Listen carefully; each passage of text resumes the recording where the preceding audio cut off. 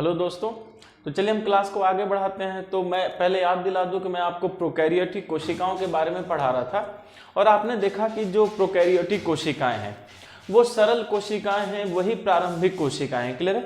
चलिए हम क्लास को आगे बढ़ाते हैं। याद रखिएगा बच्चे, मैं सारे कैरेक्टर्स खूबियां आपको बताते जा रहा हूँ, एक एक खूबी को याद रखिएगा। यहाँ से प्रश्न जो है बहुत ज्यादा बनाए जाते हैं।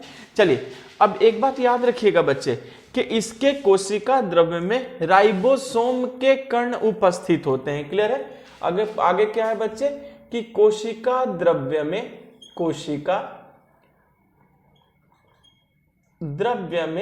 राइबोसोम, ये बहुत महत्वपूर्ण है। क्या बच्चे? राइबोसोम। ठीक है। अच्छा एक बात याद रखिएगा, कितने प्रकार के? 70 प्रकार के। क्लियर है? तो इसके कोशिका द्रव्य में राइबोसोम यानी 70 प्रकार के राइबोसोम क्या होते हैं बच्चे? इसमें उपस्थित रहते हैं। क्लियर है? तो इस बात को याद रखना है कि प्रोकैरियोटिक कोशिकाओं के द्रव्य में राइबोसोम के कण भी उपस्थित होते हैं। और लगभग कितने प्रकार के राइबोसोम है? तो हम क्या कहेंगे? 70 प्रकार के राइबोसोम है। ठीक है। अच्छा एक बात याद रखिएगा बच्चे कि जो प्रकाश संश्लेषी जीवाणु है उनमें प्लाज्मा झिल्ली द्वारा निर्मित एक थैलीनुमा संरचना होती है। ठीक है, उसे हम थाइलोकाइड कहते हैं। क्या कहते हैं? थाइलोकाइड। ये पॉइंट है, इसको याद रखना है आपको बच्चे कि प्रकाश संश्लेषण जो होती है प्रोकैरियोटिक कोशिकाओं में। क्लियर है? तो यहां याद रखिए कि प्रकाश संश्लेषण जीवाणु में प्लाज्मा झिल्ली द्वारा निर्मित प्रकाश संश्लेषण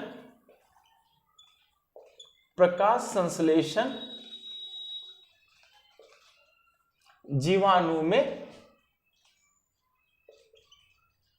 प्लाज्मा झिल्ली। क्लियर है बच्चे? याद रखिएगा कि प्रकाश संश्लेषण जो है वो जीवाणु में प्लाज्मा झिल्ली द्वारा निर्मित एक थैलीनुमा संरचना में होता है।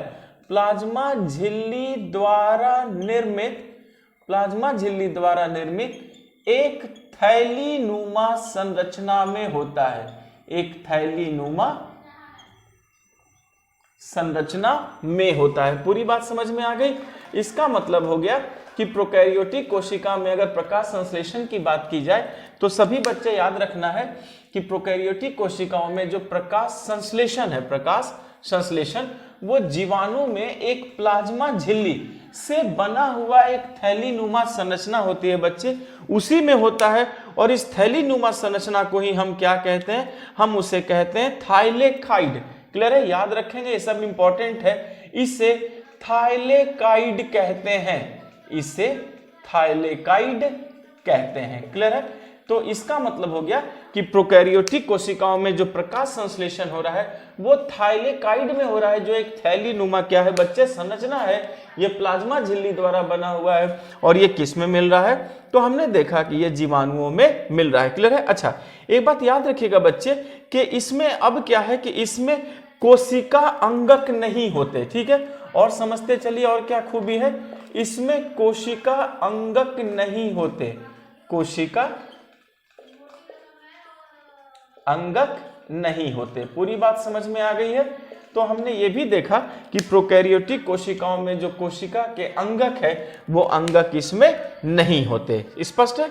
अच्छा अब एक बात और आपको बच्चे याद रखना है कि ठीक है चलिए इसमें कोशिका अंगक जो है वो नहीं होते और समसूत्री कोशिका विभाजन भी नहीं होता। समझते चलिए बच्चे, समसूत्री कोशिका विभाजन नहीं होता। ये सब इसकी खूबियां हैं जो आपसे जनरली पूछा जाता है कि समसूत्री कोशिका विभाजन भी नहीं होता।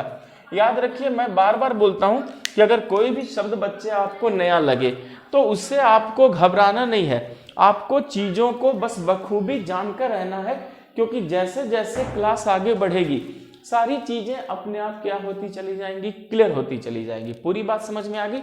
तो याद रखना है आपको कि समसूत्री कोशिका विभाजन भी जो है इसमें नहीं होता। अच्छा फिर इसकी जो कोशिका विभाजन अगर नहीं होता तो फिर कोशिका विभाजन कैसे होता है? याद रखिएगा, कोशिका विभाजन विखंडन या मुकुलन से होता है। इस बात को नहीं भूलिएगा बच्चे, ये सब बहुत इंपॉर्टेंट है कि कोशिका विभाजन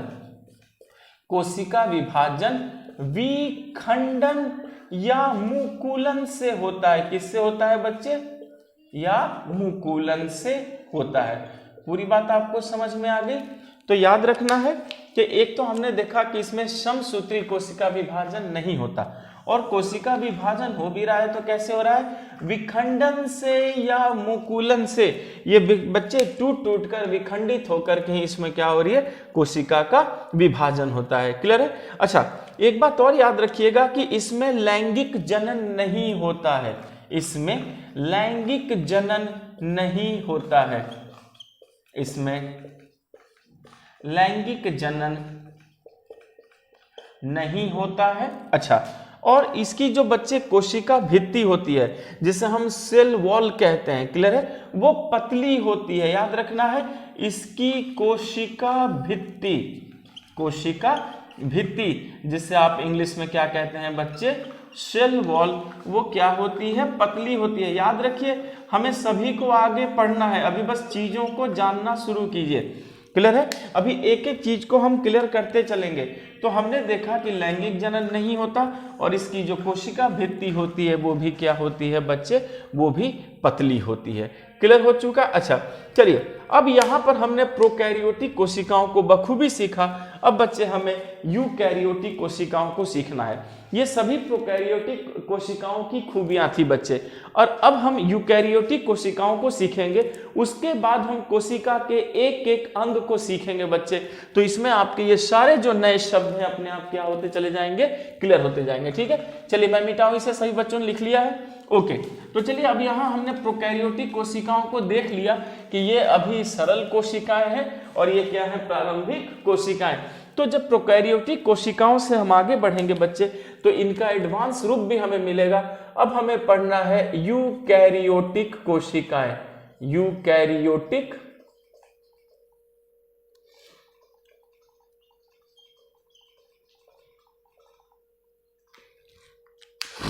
यूकैरियोटिक कोशिकाएं। क्लियर है? नाउ अब चलिए यूकैरियोटिक कोशिकाओं के बारे में एक बात सभी बच्चे जान लीजिए कि ये पूर्ण रूप से विकसित कोशिकाएं हैं। याद रखना है बच्चे कि जो यूकैरियोटिक कोशिकाएं हैं वो क्या है?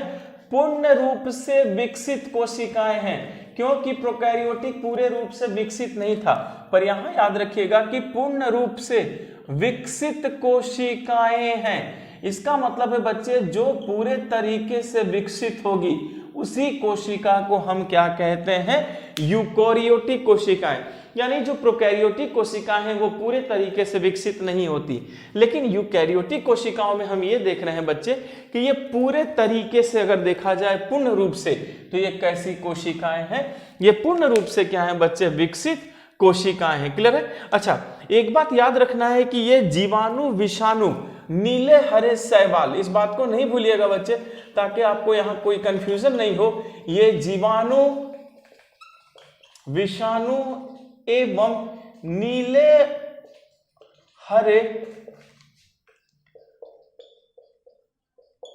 शैवालों में नहीं पाई जाती। नीले हरे शैवालों में नहीं पाई जाती। इस बात को नहीं भूलिएगा बच्चे, ये बहुत इंपॉर्टेंट लाइन है कि यूकैरियोटिक कोशिकाएं पूर्ण रूप से विकसित कोशिकाएं, इसलिए ये न तो जीवाणु में, न तो विषाणु में और न नीले हरे शैवालों में ये नहीं पाई जाएगी। यानी यूकैरियोटिक कोशिकाएं जीवाणु, विषाणु और नीले हरे शैवालों में नहीं पाई जाती। लेकिन इससे अलग छोड़ दिया जाए बच्चे तो सभी पौधे तथा जंतु में पाई जाती है। याद रखना है कि जीवाणु, विषाणु, नीले हरे शैवालों में नहीं पाई जाती और सभी पौधे एवं जंतु में पाई जाती है। सभी पौधे एवं जंतु में पाई जाती है। पूरी बात आपको समझ में आ गई?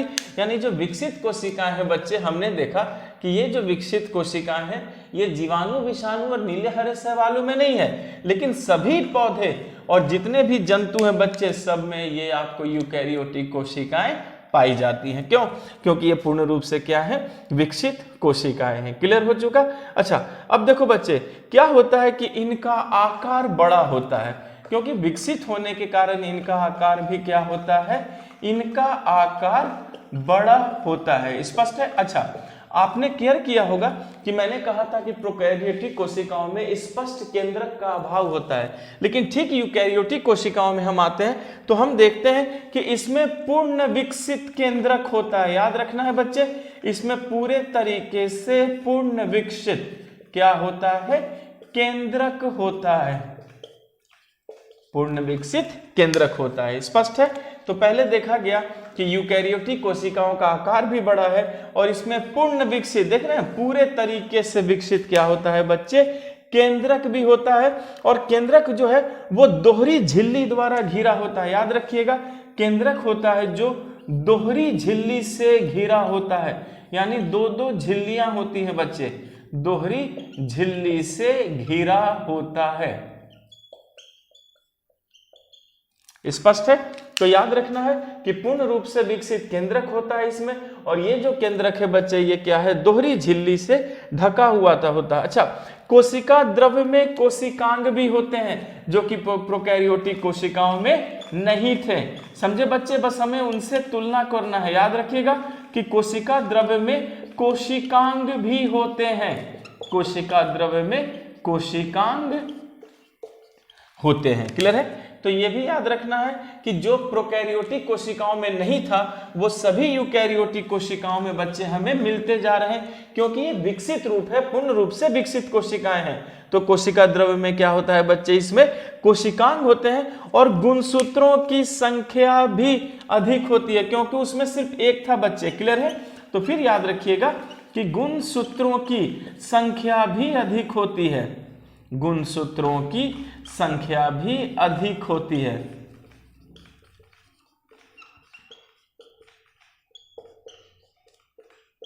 गुणसूत्रों की संख्या भी क्या होती है, इसमें अधिक होती है। क्लियर है।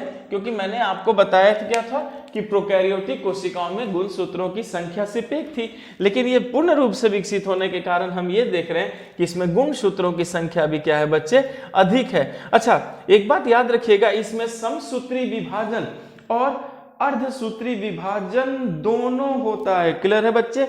याद रखना है, इसमें समसूत्री विभाजन, समसूत्री विभाजन एवं अर्धसूत्री विभाजन होता है। समसूत्री विभाजन एवं अर्धसूत्री विभाजन होता है, विभाजन होता है। जबकि मैंने आपको क्या कहा था कि प्रोकैरियोटिक कोशिकाओं में जो विखंडन और मुकुलन द्वारा विभाजन होता है, लेकिन इसमें समसूत्री विभाजन है और फिर क्या है, इसमें अर्धसूत्री विभाजन भी है। यहां तक समझ में आया। अच्छा, फिर याद रखिएगा बच्चे, इसमें जो श्वसन है, श्वसन तंत्र माइटोकॉन्ड्रिया में होता है। क्लियर है। श्वसन तंत्र किसमें होता है, माइटोकॉन्ड्रिया में। श्वसन तंत्र माइटोकॉन्ड्रिया में होता है, श्वसन तंत्र माइटोकॉन्ड्रिया में होता है। क्लियर है। तो समसूत्री विभाजन भी होता है, अर्धसूत्री विभाजन भी होता है, और श्वसन तंत्र किस में होता है, माइटोकॉन्ड्रिया में होता है। इन सभी पॉइंट्स को याद रखिएगा बच्चे। मैं बार बार आपको कह रहा हूं कि यहां से ये प्रश्न पूछते हैं, तो जब सभी कैरेक्टर्स आपको याद होंगे तो प्रश्न आपको डिस्टर्ब नहीं करेंगे। यानी विकसित होने के कारण श्वसन तंत्र भी किस में हो रहा है बच्चे, माइटोकॉन्ड्रिया में हो रहा है। अच्छा हाँ, प्रकाश संश्लेषण तंत्र हरित लवक में होता है, यानी यहाँ प्रकाश संश्लेषण तंत्र भी क्या है बच्चे, डेवलप है। क्लियर हो गया। याद रखना है कि प्रकाश संश्लेषण तंत्र हरित लवक में होता है। किसमें होता है, हरित लवक में होता है। जबकि वहां प्रकाश संश्लेषण बच्चे आपने देखा था कि एक थैलीनुमा संरचना, थैलेकाइड जिसे कहते हैं, उसमें होता था। लेकिन यहां पर यह देखा गया कि जो प्रकाश संश्लेषण तंत्र है वो किस में हो रहा है, वो खुद हरित लवक में हो रहा है। पूरी बात समझ में आ गई। देखिए सही बच्चे, मैं मिटाऊं इसे, फिर हम आगे बढ़ते हैं। तो याद रखना है कि सिंपल सी बात है, यूकैरियोटिक कोशिकाएं डेवलप है। तो ऐसे भी याद रखिएगा बच्चे कि जितने भी चीज हैं वो सब इसमें पाई जाएंगी, इसलिए भी पाई जाएंगी क्योंकि ये पूर्ण रूप से क्या है, विकसित कोशिकाएं हैं। स्पष्ट है। यहां तक आपने लिख लिया, मैं मिटाऊं इसे, फिर हम आगे बढ़ते हैं और देखते हैं और क्या क्या इनके नेचर्स हैं जहां से बच्चे आपसे प्रश्न वो पूछते हैं। तो जब इन चीजों को बखूबी जान लेंगे तो मुझे नहीं लगता कि आपके कोई भी प्रश्न जो है आपको डिस्टर्ब कर सकते हैं। स्पष्ट है? चलिए फिर हम आगे बढ़ते हैं। बच्चे याद रखेंगे कि इसमें भी राइबोसोम होता है, पर कितने राइबोसोम होते हैं? 80 प्रकार के इसमें राइबोसोम। अब कितने राइबोसोम है बच्चे? 80 होता है। और इससे पहले वाले में मैंने क्या कहा था? 70। तो याद रखना है कि इसमें हमने ये देखा कि राइबोसोम भी है, तो राइबोसोम भी कितने प्रकार के हैं बच्चे? इसमें 80 प्रकार के राइबोसोम होते हैं। इनकी कोशिका भित्ति मोटी होती है, इनमें लैंगिक जनन भी होता है। याद रखेंगे, इनकी कोशिका भित्ति मोटी होती है, जबकि पहले वाले में क्या थी बच्चे? पतली थी। कोशिका भित्ति मोटी होती है। फिर इसमें लैंगिक जनन भी होता है, लैंगिक जनन होता है, जबकि मैंने प्रोकैरियोटिक कोशिका में क्या कहा था कि लैंगिक जनन नहीं होता। तो यहाँ बच्चे हमने जाकर के पूरे इस कोशिकाओं की खूबी को भी हमने क्या किया? सीख लिया। चलिए अब जरा कोशिका के संरचना की बात करूं। याद रखिएगा, जो मैंने क्या कहा था कि कुछ शब्द आपके लिए एकदम नए होंगे, वो सब कोशिका की संरचना है, और मैं अभी आपको कोशिका की संरचना ही पढ़ा रहा हूं। तो चलिए अब जरा उन नए नए चीजों को भी बारे में जाने, और अब हमें कोशिका की संरचना के बारे में जानना है। क्लियर हो चुका? तो हमारा जो अगला हेडिंग बन गया बच्चे, वो बन गया कोशिका संरचना। अब देखिए अपने आप आपको सारी चीजें यहां पर क्लियर होती जाएंगी, कोई भी कंफ्यूजन नहीं होगा। कोशिका संरचना, सेल स्ट्रक्चर। क्या बच्चे? Cell structure. कोशिका संरचना, सेल स्ट्रक्चर। एक बात याद रखिएगा कि कोशिका का जो निर्माण है वो विभिन्न घटकों से होता है। इस बात को सभी बच्चे याद रखना है आपको कि कोशिका का निर्माण, कोशिका का निर्माण, कोशिका का निर्माण विभिन्न घटकों से होता है, विभिन्न घटकों से होता है। ठीक है बच्चे? तो हमने देखा कि कोई भी कोशिका है उसका जो निर्माण है वो किससे होता है? विभिन्न घटकों से होता है। इन्हीं घटकों को ही हम कोशिकांग कहते हैं। याद रखिएगा कि जो घटकों से होता है जिन्हें क्या कहा जाता है? कोशिकांग कहा जाता है। भूलेंगे नहीं बच्चे कि कोशिका का निर्माण विभिन्न घटकों से होता है, जिन्हें हम क्या कहते हैं? कोशिकांग कहते हैं। और कोशिकांग को आप इंग्लिश में कहते हैं सेल ऑर्गेनल। क्या कहते हैं बच्चे? सेल ऑर्गेनल कहते हैं। पूरी बात समझ में आ गई? तो यहाँ आप नहीं भूलिएगा सभी लोग कि किसी भी कोशिका का अगर निर्माण कहा जाए तो विभिन्न घटकों से होता है, और इन घटकों को ही हम क्या कहते हैं? कोशिकांग कहते हैं, सेल ऑर्गेनल्स कहते हैं। स्पष्ट है? अच्छा, अब प्रत्येक कोशिकांग जो है बच्चे वो विशिष्ट कार्य करती है। याद रखना है आपको कि ये जो कोशिकांग है, प्रत्येक कोशिकांग क्या करती है बच्चे? विशिष्ट कार्य करती है। इसका मतलब है कि सबका अपना अपना क्या है? कार्य है।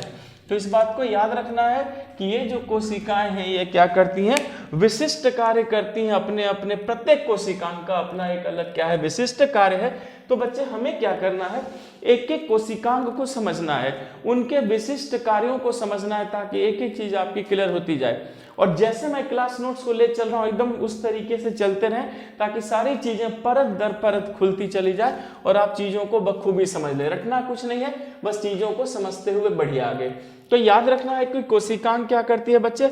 विशिष्ट कार्य करती है। अच्छा, और कोशिकांग के कारण ही कोशिका एक जीवित संरचना है। This is very important. सभी बच्चे याद रखिएगा कि कोशिकांग के कारण ही कोशिका को, कोशिकांग के कारण ही जो कोशिका है बच्चे, कोशिकांग के कारण ही कोशिका एक जीवित संरचना है।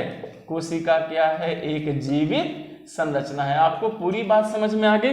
तो सभी लोग याद रखिएगा ये कोशिकांग है, उसी के कारण कोशिका को क्या कहा गया है? जीवित संरचना कहा गया है। इसका मतलब है कोशिका सजीव है, जीवित है।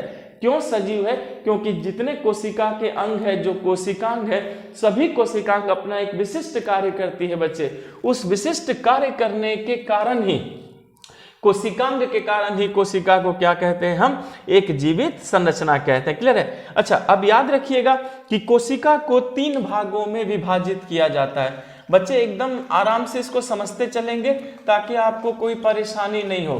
तो याद रखना है कोशिका को 3 भागों में विभाजित किया जाता है।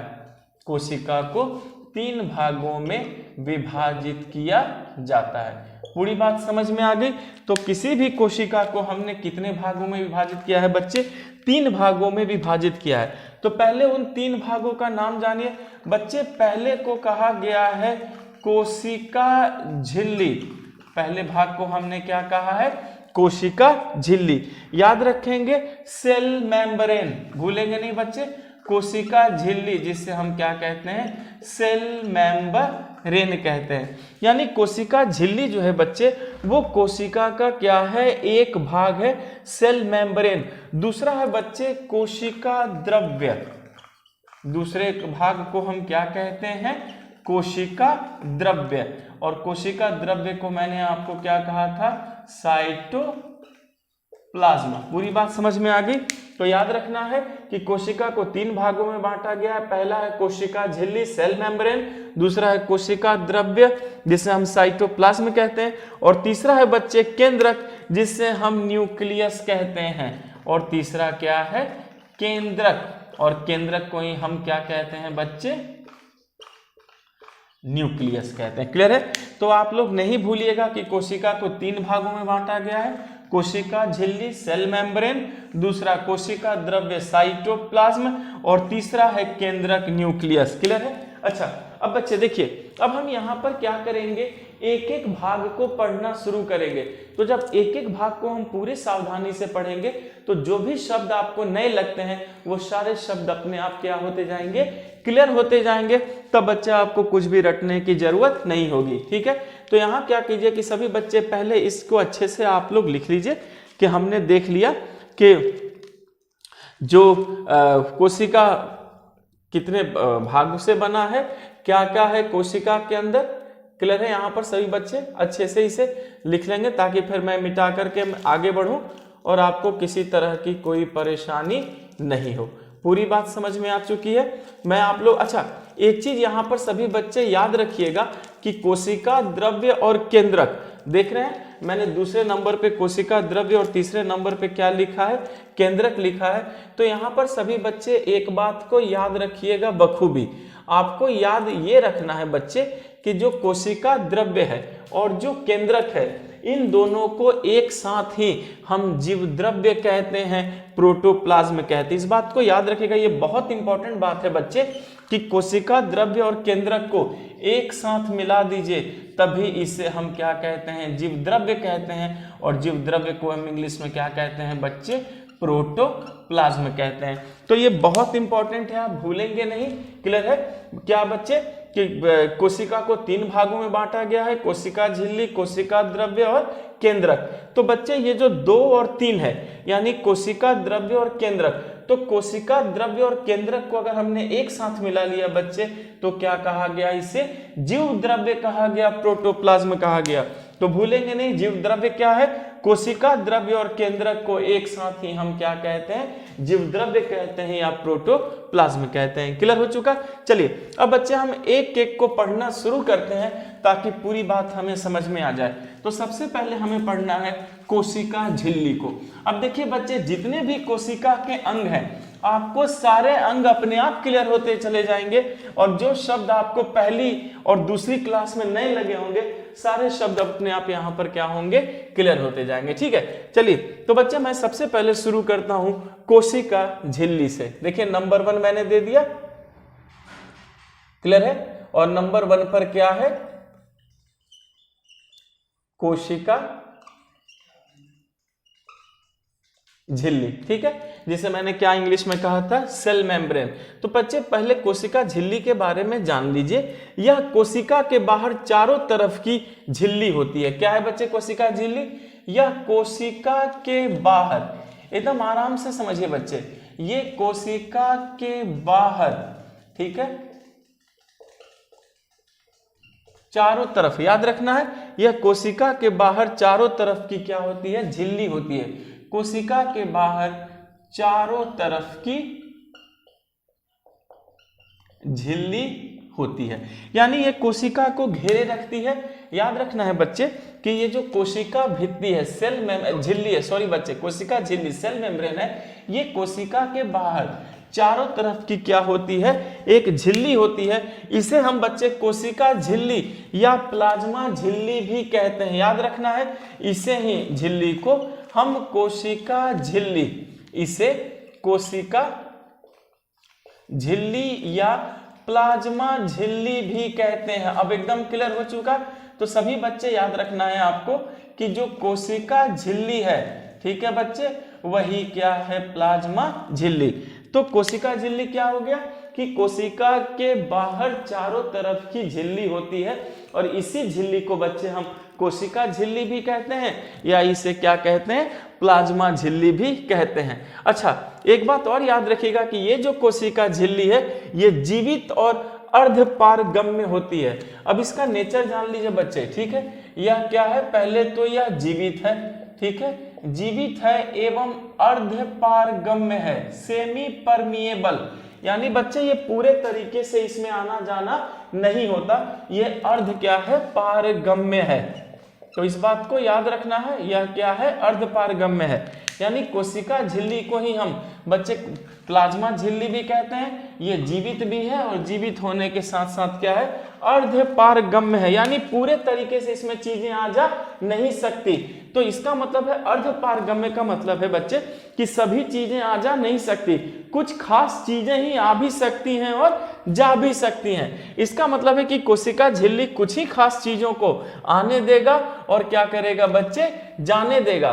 तो हम इसे ही क्या कहते हैं, चयनात्मक। ये क्या होता है बच्चे, चयनात्मक। तो सभी लोग याद रखिएगा कि इसे चयनात्मक पारगम्य झिल्ली कहते हैं, चयनात्मक पारगम्य झिल्ली कहते हैं। बच्चे चयनात्मक का मतलब है चुनना, इसका मतलब है अर्धपारगम्य का मतलब है कि सभी चीजें इसमें आ जा नहीं सकती, कुछ खास चीजें ही आ और जा सकती हैं, इसलिए हम इसे चयनात्मक पारगम्य झिल्ली भी कहते हैं। क्लियर हो गया। अच्छा, फिर याद रखिए यह लिपिड और प्रोटीन से बनी होती है।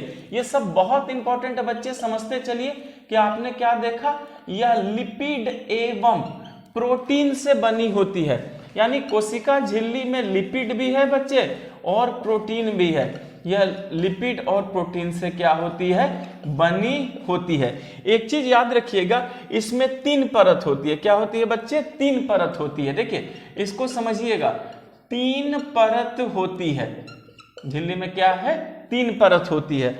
और 3 परत क्या है बच्चे, यहां देखिए, पहली परत प्रोटीन, दूसरी परत लिपिड और तीसरी परत भी क्या है, प्रोटीन की है।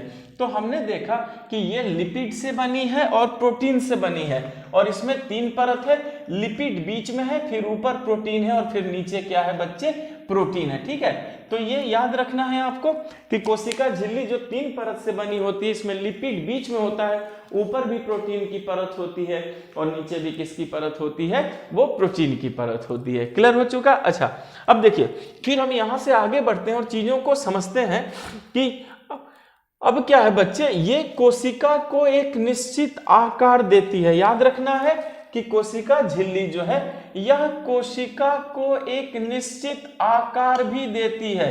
यह कोशिका को एक निश्चित आकार देती है। यह बच्चे कोशिका झिल्ली की खूबी, यह कोशिका को क्या करती है, एक निश्चित आकार देती है। ठीक है, इसका मतलब है जब ये कोशिका को घेरे हुए है तो कोशिका को फैलने नहीं देती, उसको क्या करती है बच्चे, एक निश्चित आकार देती है। और याद रखिएगा कि जब निश्चित आकार देगी, इसका मतलब है यांत्रिक सहारा देती है।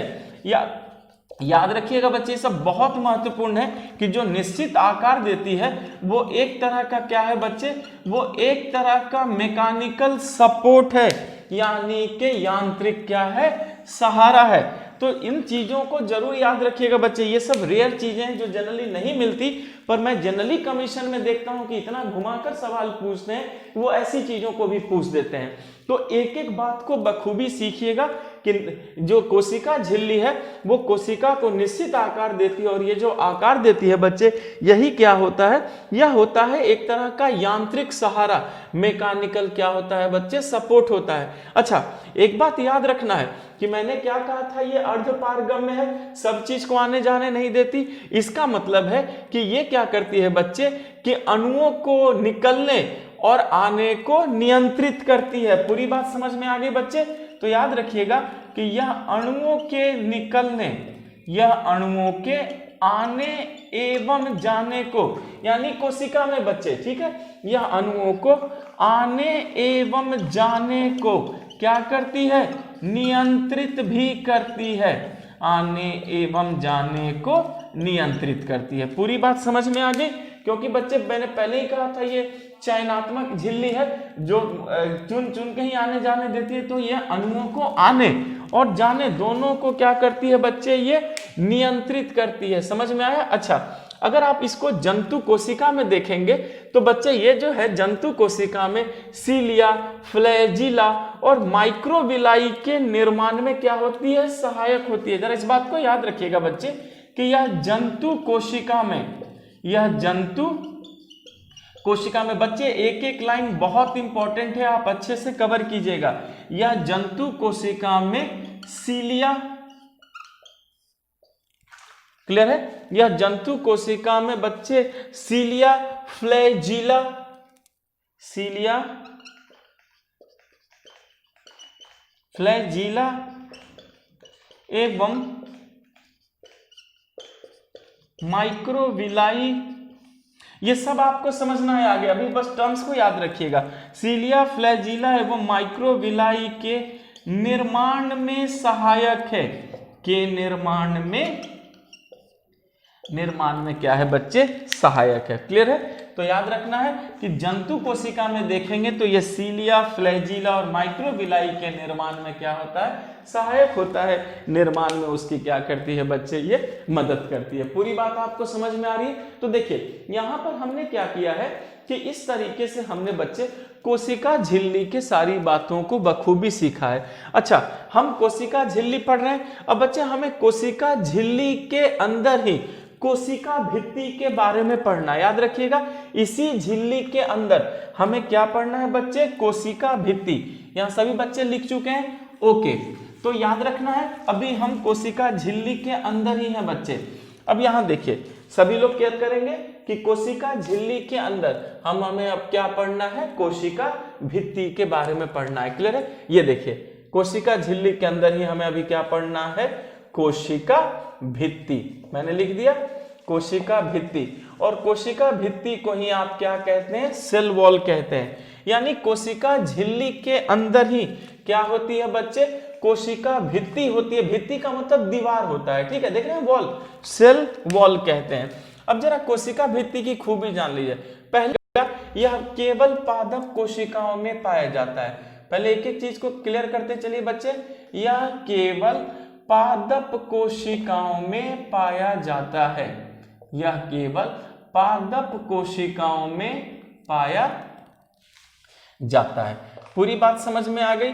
तो आपने देखा कि जो कोशिका भित्ति है वो बच्चे सिर्फ किसमें पाया जा रहा है, तो कोशिका भित्ति जो है वो केवल पादप कोशिकाओं में पाई जाती है। भूलेंगे नहीं, केवल पादप कोशिकाओं में पाया जा रहा है। अच्छा, अब देखिए फिर ये क्या कर रहा है, याद रखेंगे बच्चे कि ये पादप कोशिका को चारों ओर से मोटे और कड़े आवरण द्वारा क्या करता है, घिरा होता है। याद रखेंगे कि पादप कोशिका जो है चारों तरफ से, यहां देखिए बच्चे, पादप की जो कोशिका होती है, पादप कोशिका चारों ओर से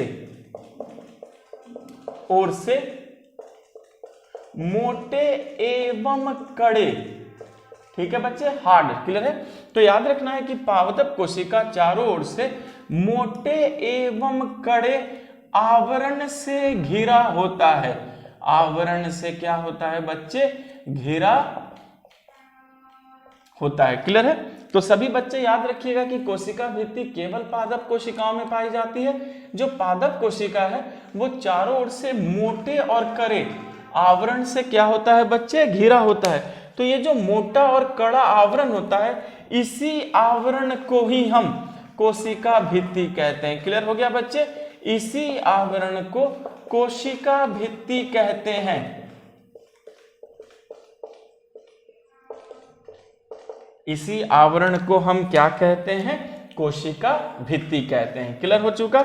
यानी पादप कोशिका चारों ओर से मोटे और कड़े जो आवरण से घिरा होता है, उस आवरण को ही हमने क्या कहा है बच्चे? उसे ही हमने क्या कहा है? कोशिका भित्ति कहा है। अब याद रखिएगा कि कोशिका भित्ति जो है वो मुख्यतः सेल्यूलोज से बनी है। याद रखेंगे कि यह जो है बच्चे मुख्यतः सेल्यूलोज से बनी है। ये सब बहुत महत्वपूर्ण है बच्चे, हमेशा पूछता है। यह मुख्यतः किससे बनी है? सेल्यूलोज से बनी है। यह मुख्यतः सेल्यूलोज से बनी है। यानी सेल्यूलोज ने ही किसे बनाया है बच्चे? कोशिका भित्ति को बनाया है, सेल वॉल को बनाया है। अच्छा, ये कड़ी है और निर्जीव होती है। याद रखना है बच्चे कि ये जो कोशिका भित्ति है ये कड़ी है और उसके साथ साथ क्या है? ये निर्जीव है, मतलब ये नहीं जीती बच्चे, ये मरी हुई है। क्या है? ये निर्जीव है। क्लियर है? निर्जीव होती है। तो कोशिका भित्ति सेलुलोज से बनी है, ये कड़ी होती है और कड़ी होने के साथ क्या होती है बच्चे? निर्जीव होती है। अच्छा, फिर याद रखिएगा यह पादप कोशिका को एक सुनिश्चित आकार या सुनिश्चित रूप देती है। क्लियर है? फिर यहां देखिएगा यह पादप कोशिका को एक निश्चित रूप देती है। यह पादप कोशिका को क्या करती है बच्चे? एक निश्चित रूप देती है। देख रहे हैं यहाँ पर सारी चीजें आपको क्लियर हो जा रही हैं कि कड़ी है और निर्जीव होती है, और जो पादप कोशिका है उसको क्या करती है बच्चे? ये एक तरह का एक निश्चित उसे रूप देती है। और याद रखिएगा बच्चे कि ये जब पादप कोशिका को निश्चित रूप देती है और किसी भी चीज को पादप कोशिका से इंटरेक्ट होने नहीं देती, यानी हम ये कह सकते हैं कि यह पादप कोशिका को सूखने से बचाती है। याद रखिएगा बच्चे कि यह क्या करती है? पादप कोशिका को सूखने से बचाती है, सूखने से बचाती है। अतः याद रखना है बच्चे, यह पादप कोशिका को सूखने से बचाती है, अतः पादप कोशिका क्या हो जाती है? जीवित रहती है। पूरी बात समझ में आ गई? तो इस बात को नहीं भूलना है बच्चे कि यही क्या करती है कि पादप जो कोशिकाएं होती है उन पादप कोशिकाओं को सूखने से क्या करती है? बचाती है। और जब पादप कोशिका को सूखने से बचाएगी तभी तो पादप कोशिका अपनी जीवित रहेगी। क्लियर हो चुका? तो ये पूरी कोशिका भित्ति हमने सेल वॉल को बखूबी समझा। ये सारी लाइंस को याद रखेंगे बच्चे, इससे बाहर जो है आपका कोई भी प्रश्न नहीं होगा। चलिए अब हमने पहला कोशिका झिल्ली को कंप्लीट कर लिया, मैं मिटाऊं इसे। अब हम आगे बढ़ते हैं और अब बच्चे हमारा दूसरा है कोशिका द्रव्य। अब थोड़ा कोशिका द्रव्य को भी बखूबी सीख लें। देखिए आपकी सारी चीजें अब अपने आप क्लियर होती चली जाएंगी ना।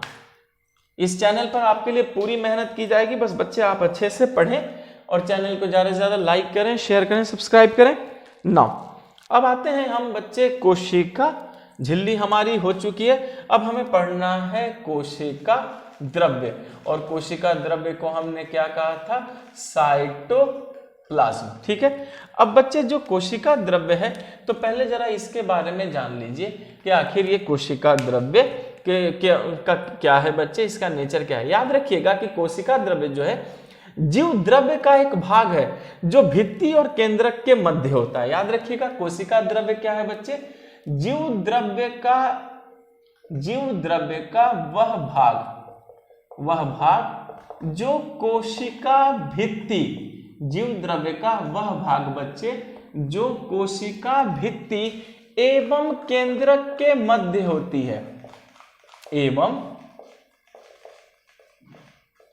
केंद्रक के मध्य होती है। पूरी बात समझ में आ गई? अगर आपसे पूछा जाए कि बताओ कोशिका द्रव्य क्या है, तो आप ये कहना बच्चे कि कोशिका द्रव्य जो है जीव द्रव्य का भाग है। कोशिका द्रव्य क्या है? जीव द्रव्य का भाग है।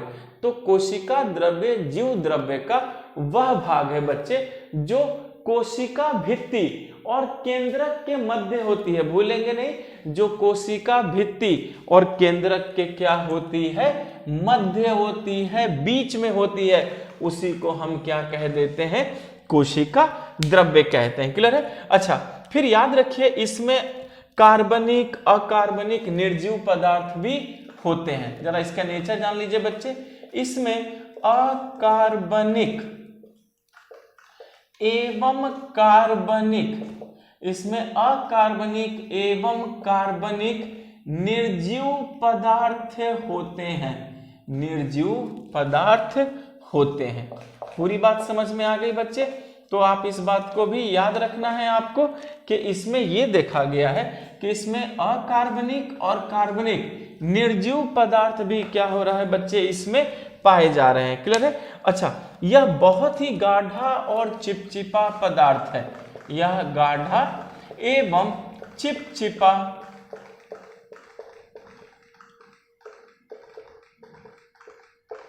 पदार्थ है। स्पष्ट है।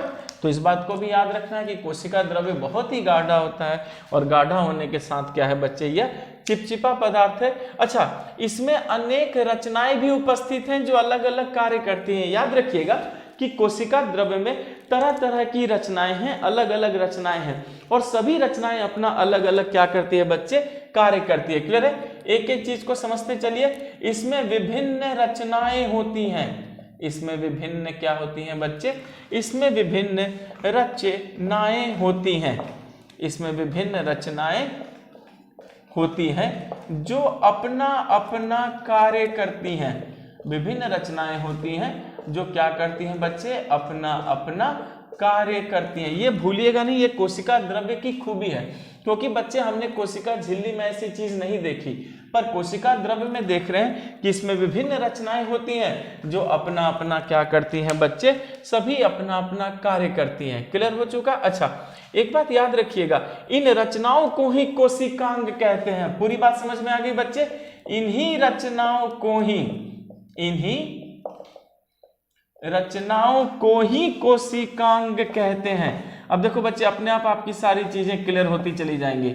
इन्हीं रचनाओं को ही हम क्या कहते हैं, कोशिकांग कहते हैं। तो बच्चे, अगर आपसे ये पूछा जाए कि बताइए कोशिकांग कहाँ पाई जाती है, तो आप क्या कहेंगे बच्चे, कोशिका द्रव्य में। बहुत महत्वपूर्ण, बहुत इंपॉर्टेंट है। याद रखिएगा कि जो रचनाएं आपने अभी पढ़ा कि इसमें जो है रचनाएं पाई जाती हैं, और अगर आपसे पूछा गया बच्चे कि ये रचनाएं जो हैं क्या कहलाती हैं, तब हम कहेंगे कि ये जो रचनाएं हैं, इन्हीं रचनाओं को हम क्या कहते हैं, कोशिकांग कहते हैं, सेल ऑर्गेनल्स कहते हैं। इसका मतलब है कि कोशिका के जो रचनाएं हैं, कोशिका के जो अंग है, कोशिकांग है, वो सब कहाँ पाई जाती हैं। तो जब भी ऐसे प्रश्न आए बच्चे कि कोशिकांग कहाँ पाई जाती है, तो आप सीधे बोलेंगे कि जितने भी कोशिकांग हैं वो सब के सब बच्चे, अगर हम ध्यान से देखें तो वो सब के सब कोशिका द्रव्य में पाई जाती हैं।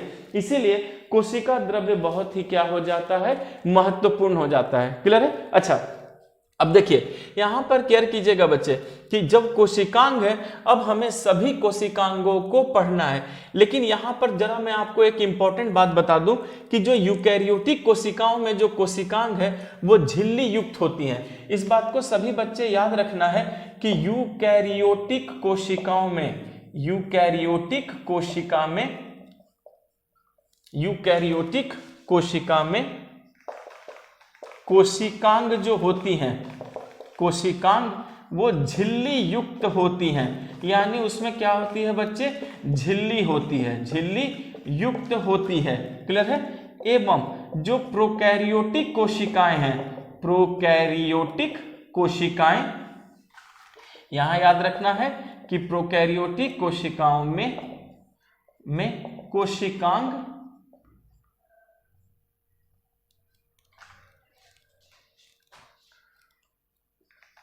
प्रोकैरियोटिक कोशिकाओं में जो बच्चे कोशिकांग हैं, कोशिकांग वो झिल्ली युक्त नहीं होती, झिल्ली युक्त नहीं होती। क्लियर है। इस बात को याद रखना है बच्चे। सब देखिए मैं बहुत इंपॉर्टेंट पॉइंट्स आपको बता रहा हूँ, चाहे आप आईएएस में बैठो या क्लर्क में, एक एक चीज को अच्छे से समझो, पता नहीं वो आपसे क्या पूछे। याद रखिए यूकैरियोटिक कोशिका में जितने भी कोशिकांग है वो झिल्ली युक्त होंगी, लेकिन अगर प्रोकैरियोटिक कोशिकाओं की बात करेंगे तो उसमें कोशिकांग जो है बच्चे वो झिल्ली युक्त नहीं होती, कोशिकांगों में क्या होती है, झिल्ली नहीं होती। क्लियर है? चलिए अब यहाँ पहले हमने बच्चे कोशिका द्रव्य के बारे में जाना और ये जाना कि कोशिका द्रव्य में जो रचनाएं होती हैं उन्हें कोशिकांग कहते हैं। अब बच्चे हमें क्या करना है, यहां से एक एक कोशिकांग को समझना है। पूरी बात समझ में आ गई? चलिए मैं मिटाऊं इसे और अब हम जरा कोशिकांग की बात करेंगे। तो सभी लोग याद रखिएगा कि जितने भी कोशिकांग है वो सब के सब किसमें है, कोशिका द्रव्य में है। तो चलिए अब जरा कोशिकांगों को समझना शुरू करते हैं ताकि आपके सारे शब्द अपने आप क्या होते चले जाएं, क्लियर होते जाएं। किसी बच्चे को कुछ भी नहीं रटना, बस बखूबी चीजों को समझते चलिए। एक चीज और मैं बता दूं कि विज्ञान में बहुत सारे शब्द आपको नए लगेंगे, तो परेशान मत होना है, आपको क्लास कंटिन्यू रखनी है। आगे जैसे बढ़ेंगे वो सारे शब्द खुद ब खुद खुलते जाएंगे और एक एक चीज आपको क्लियर होती चली जाएगी। पूरी बात समझ में आई? तो चलिए बच्चे अब जरा हम कोशिकांगों को पढ़ना शुरू करते हैं। ये देखिए, ये मैंने लिख दिया कोशिकांग।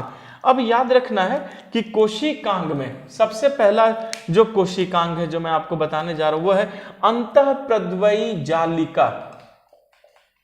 अंतःप्रद्रव्यी जालिका क्या बच्चे? अंतःप्रद्रव्यी जालिका, जिसको हम कहते हैं एंडोप्लाज्म रेटिकुलम।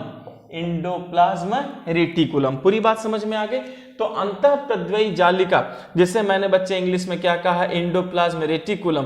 पहले एक बात याद रखिएगा कि जंतु और पादप कोशिका में, कोशिका द्रव्य में क्या होता है कि बहुत ही सूक्ष्म, जरा इस बात को समझिएगा बच्चे कि पहले हम अंतःप्रद्रव्यी जालिका पढ़ रहे हैं, एंडोप्लाज्म रेटिकुलम। अब यहां पर याद रखिएगा कि जंतु हो या पादप हो, दोनों की बात कर रहा हूं मैं बच्चे। तो जंतु एवं पादप कोशिका, देख रहे हैं? तो जंतु एवं पादप कोशिका के कोशिका द्रव्य में, ठीक है बच्चे, कोशिका द्रव्य में। तो जंतु एवं पादप कोशिका के कोशिका द्रव्य में अति सूक्ष्म, मतलब बच्चे बहुत ही छोटा। याद रखिए, जंतु एवं पादप कोशिका के कोशिका द्रव्य में अति सूक्ष्म मतलब बहुत ही क्या है, छोटा। शाखित, शाखित का मतलब बच्चे जिसकी शाखाएं निकली हो, तो अति सूक्ष्म, शाखित भी हो, शाखाएं भी हो, फिर झिल्लीदार यानी जिसमें झिल्ली भी हो, ठीक है बच्चे, फिर झिल्लीदार। अच्छा तो देख रहे हैं अति सूक्ष्म, बहुत ही सूक्ष्म, फिर शाखित, फिर बच्चे झिल्लीदार, अति सूक्ष्म, शाखित, झिल्लीदार। बच्चे नलिकाओं का घना जाल है, झिल्लीदार नलिकाओं का, नलिकाओं का घना जाल है। घना क्या है बच्चे? जाल है। क्लियर है? देखिए अपने आप सब एकदम क्लियर करते चलिए। अंतःप्रद्रव्यी जालिका में क्या बताया मैंने कि जंतु और पादप कोशिका का जो कोशिका द्रव्य है उसमें बच्चे बहुत ही सूक्ष्म, शाखित, झिल्लीदार नलिकाओं का एक घना जाल है। नलिकाओं का क्या है बच्चे? एक घना जाल है, बहुत ही डेंस नेट है। तो ये जो घना जाल है बच्चे, इस जाल को ही हम अंतःप्रद्रव्यी जालिका कहते हैं। क्लियर है बच्चे? इस जाल को ही, इसे ही अंतःप्रद्रव्यी जालिका कहते हैं, इसे ही अंतःप्रद्रव्यी जालिका कहते हैं। क्लियर हो चुका? तो सभी बच्चे याद रखना है कि ये जो घना जाल है उसी घना जाल को ही हमने क्या कहा है? अंतःप्रद्रव्यी जालिका कहा है। अब जरा इसकी और खूबियां जान लिए। ये जो जालिका है बच्चे, ये लाइपोप्रोटीन से बनी होती है। देखिए सब बहुत इंपॉर्टेंट है, यही सब आपसे पूछते हैं। तो ये जालिका किससे बनी है बच्चे? ये लाइपोप्रोटीन से बनी है। ये लाइपोप्रोटीन से क्या है? बनी है। यह लाइपोप्रोटीन से बनी है। तो अंतःप्रद्वायी जालिका खुद प्रोटीन से बनी है, पर कौन सी प्रोटीन है वो? तो बच्चे उस प्रोटीन का नाम है लाइपोप्रोटीन, भूलेंगे नहीं, लाइपोप्रोटीन से बनी है। अच्छा, अब देखिए ये दो प्रकार की है जालिका, क्या है बच्चे? दो प्रकार की है। एक है चिकनी, इंडोप्लाज्मा रेटिकुलम, ठीक है। तो बच्चे याद रखिएगा कि अंतःप्रद्वायी जालिका दो प्रकार की है, इंडोप्लाज्म रेटिकुलम दो प्रकार की है। एक को मैंने क्या कहा? चिकनी कहा। क्यों चिकनी कहा बच्चे? क्योंकि झिल्ली की बाहरी सतह चिकनी होती है, ठीक है। देखिए इसको समझते चलिए कि जो झिल्ली की बाहरी सतह है वो क्या होती है बच्चे? वो चिकनी है, इसलिए हम इसको चिकनी इंडोप्लाज्म रेटिकुलम यानी चिकनी अंतःप्रद्वायी क्या कहते हैं? जालिका कहते हैं। अच्छा, फिर याद रखना है आपको कि ये जो चिकनी जालिका है ये बच्चे क्या करती है कि इसमें राइबोसोम नहीं होता। इसमें क्या होता है बच्चे? राइबोसोम नहीं होता। याद रखना है, इसमें राइबोसोम नहीं होता है। ये सब बहुत इंपॉर्टेंट है, आपको याद रखना है कि चिकनी जालिका, झिल्ली की बाहरी सतह चिकनी होती है और इसमें राइबोसोम क्या होता है बच्चे? नहीं होता। तो राइबोसोम नहीं होने के कारण, देखिए राइबोसोम नहीं होता है बच्चे, तो ये क्या करती है कि प्रोटीन संश्लेषण नहीं कर पाती। स्पष्ट है? तो जब प्रोटीन संश्लेषण कर ही नहीं पाती तो फिर ये क्या संश्लेषण करेगी? ये बच्चे लिपिड के लिए। और लिपिड क्या होता है? लिपिड होता है बच्चे वसा और कोलेस्ट्रॉल, ठीक है।